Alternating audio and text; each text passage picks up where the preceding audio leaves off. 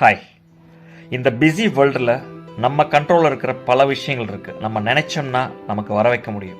அது மணியாக இருக்கலாம், சக்ஸஸாக இருக்கலாம், கேரியரில் நம்ம என்னவா ஆகணும் அப்படிங்கிறதா இருக்கலாம்.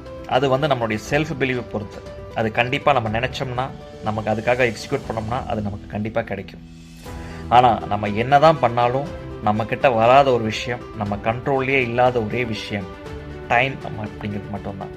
அப்போது இந்த டைமுக்கு நம்ம எவ்வளோ வேல்யூ கொடுக்குறோம் அப்படிங்கிறத நம்ம என்றைக்குமே ரிவ்யூ பண்ணி பார்க்கணும்.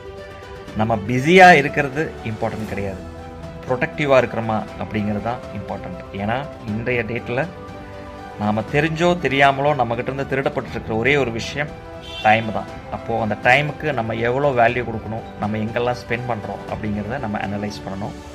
இன்றைக்கி ஒரு நாள் முடிஞ்சால் நம்மளுடைய டைமை எப்படி எஃபெக்டிவாக யூஸ் பண்ணுறோம், இல்லை யூட்டிலைஸ் பண்ண முடியுமா அப்படிங்கிறத ட்ரை பண்ணி பார்க்கலாமா?